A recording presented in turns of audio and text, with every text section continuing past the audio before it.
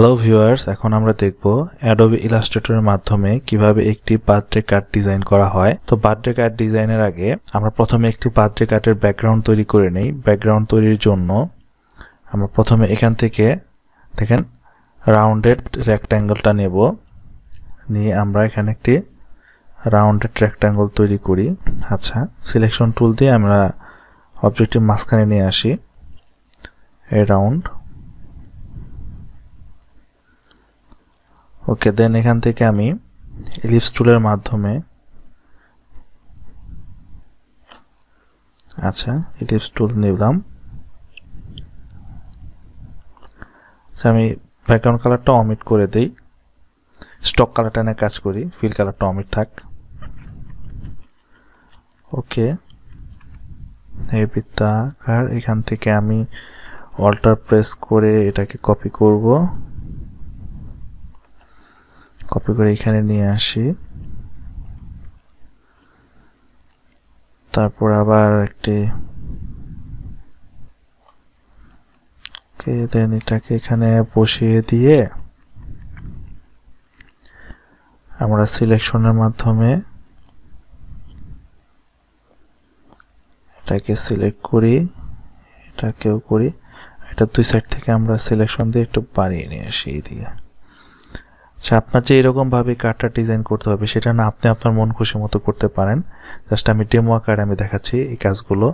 ওকে, আমি এখানে total অবজেক্টটাকে select করে পাথ ফাইন্ডার থেকে আমি এখান থেকে এটাকে এক্সপেন্ড করে দেবো। দেখেন শেপ মোডে ক্লিক করার পর এক্সপেন্ড করার পর দেখেন এখানে ডিজাইন হয়। এই ডিজাইনে আমরা একটা গ্রেডিয়েন্ট কালার ব্যবহার করি। অবজেক্টটা সিলেক্ট করে তারপরে গ্রেডিয়েন্ট কালারটা ব্যবহার করতে হবে।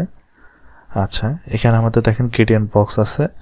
আপনি এখন আপনার মতো করে আপনি কালারটাকে করে নিতে পারেন আপনার মন মতো। আচ্ছা, আমি এরকমই রাখলাম।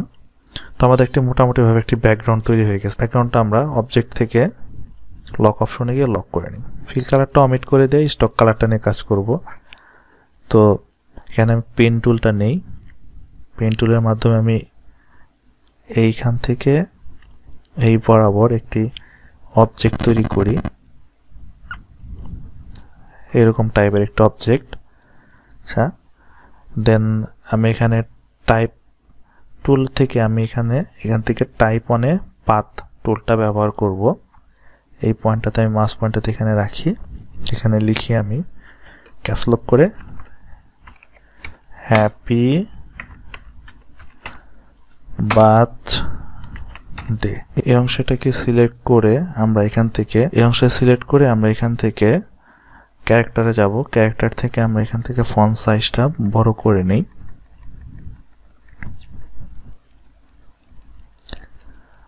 আচ্ছা, এখানে ফন্ট সাইজটা আমি বড় করে নিলাম এবং কি এখন লেখাটা আমি যদি অ্যালাইন করতে চাই, মানে মিডলে আনতে চাই, জাস্ট এখান থেকে আমি এই অ্যালাইন সেন্টারে ক্লিক করার পর আমার লেখাটা সেন্টারে চলে আসছে। তো আমি এখান থেকে এই সবগুলোকে ফন্টও পরিবর্তন করে দিতে পারি। রাইট ক্লিক করলাম, ফন্টে গিয়ে আমরা একটি যে কোনো স্টাইলের এখান থেকে ফন্ট নেব। এখানে অনেক রকমের ফন্ট আছে, তো আমরা যে কোনো স্টাইলের যে কোনো মোডের একটি ফন্ট নিতে পারি। আচ্ছা, আমরা এই ফন্টটাই নিই। এখন আমরা কালার করি। কালারের জন্য আমাদের যেটা করতে হবে সেটা হচ্ছে আমাদের এই স্টকটাকে নান করে দিয়ে আমাদের ফিল কালারটাতে কালার করতে হবে। আচ্ছা, কালার দিয়ে আমি এখানে ফিল কালার করলাম। আচ্ছা, পিতে কালার করি, ওয়াইতে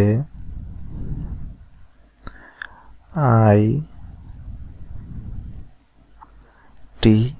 দেখুন আমাদের এখানে কিন্তু আর অবজেক্টগুলো ভেতরে চলে গেছে। তো এই অবজেক্টগুলোকে আমি বাইরে আনার জন্য আমাকে কন্ট্রোল এ প্রেস করতে হবে। সবগুলো অবজেক্ট সিলেক্ট হলো। দেন এখান থেকে আমি এটা হচ্ছে যে এইখান থেকে আমি এই অবজেক্টটা একটু কমিয়ে নিয়ে আসবো। আমার অবজেক্টও চলে আসছে।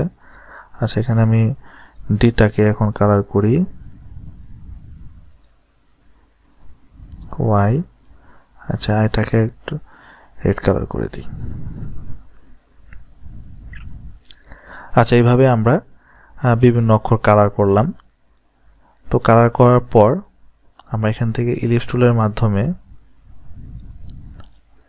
একটি ছোট্ট ছোট্ট একটি মানে অংশ নিয়ে এটাকে আমি রেড কালার করি। আমি দেখাচ্ছি এটা কেন করলাম।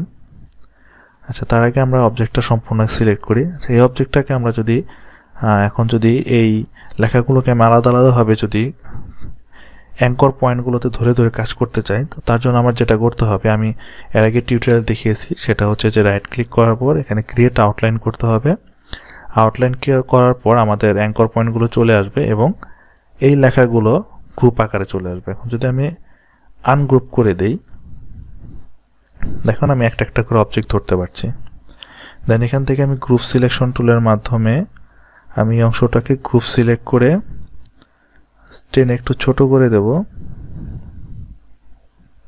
দিয়ে আমি এই অংশটা আমি নিয়ে এখানে বসিয়ে দিই। আচ্ছা, একটু টেনে ছোট করে দিলাম। ওকে, আমাদের লেখাটা শেষ হয়ে গেল। তো এই লেখাটাকে আমি আবার সম্পূর্ণ লেখাটাকে আমি সিলেক্ট করি, সিলেক্ট করে একটু উপরের দিকে নিয়ে আসি এবং লেখাটার শেপ একটু এদিকে ঘুরিয়ে দেই, মনে হচ্ছে এখন একটু সোজা আকৃতির। তার জন্য আমাদের সোজা হয়েছে কিনা সেটা বোঝার জন্য আমরা যেটা করতে পারি সেটা হচ্ছে আমরা ভিউতে যাব, ভিউতে যেয়ে আমরা শো রোলস, এখানে রোলটা নেব, দিয়ে আমরা এখান থেকে স্কেলটা ব্যবহার করব। সেই স্কেলটা নিলাম, এখানে স্কেল দিলাম, দেখেন আমাদের লাইনটা একা পাকা আছে। তো আমরা এখানে ক্লিক করি, অবজেক্টটাকে সম্পূর্ণটাকে ক্লিক করে বার করে আমরা এই জিনিসটা মিলিয়ে দেই। মিলিয়ে দেওয়ার পর দেখুন আমাদের অবজেক্টটা এখন সোজাভাবে আছে। তারপর আমরা ভিউ থেকে গিয়ে আমরা আবার আর গাইডস থেকে এখানে হচ্ছে হাইড গাইডসে চাপ দিয়ে দিই। তো দেখুন আমাদের এইটা চলে গেছে। তো আবার পেন টুলের মাধ্যমে আমরা এখানে আবার একটি অবজেক্ট তৈরি করব, এই মাঝ বরাবর একইভাবে করব। এখান থেকে আমি স্টক কালারটা নান করে দিয়ে এখানে ফিল কালারটা ব্ল্যাক নিয়ে নিলাম করি।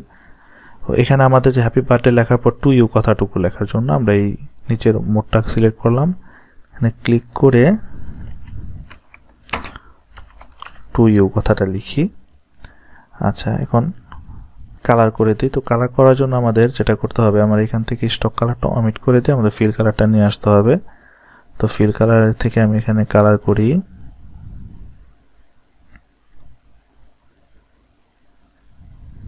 আচ্ছা, তো আমাদের লেখাটা কালার হয়ে গেছে।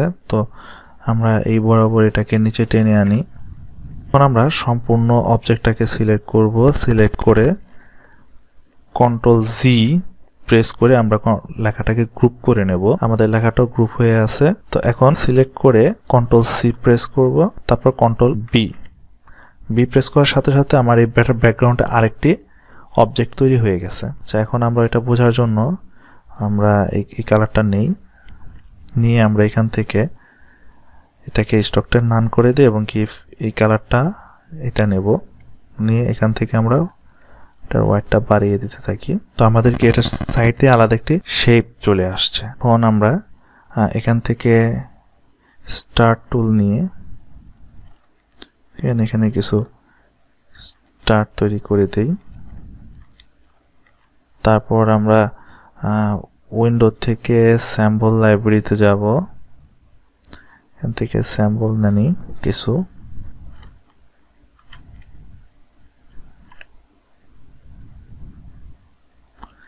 স্যাম্পল আনলাম। তো এইভাবে মোটামুটি ভাবে আমি একটি বার্থডে কার্ড তৈরি করলাম। তো আপনারা আরো প্র্যাকটিস করে আরো ভালোভাবে করতে পারবেন। আমি জাস্ট আপনাদের শেখানোর স্বার্থে দেখালাম। আমরা এখানে আরো অনেক কিছু অ্যাড করতে পারি। এখানে পেইন্ট টুলের মাধ্যমে অনেক কিছু ড্র করা যাবে, এখানে আরো অনেক কিছু করা যাবে। তো এগুলো দেখাতে গেলে আমাদের টিউটোরিয়ালটা অনেক বড় হয়ে যাবে, যার জন্য আমি সংক্ষেপ আকারে আপনাদের মূল থিমটা বোঝালাম। তো সবাই ভালো থাকবেন, ধন্যবাদ।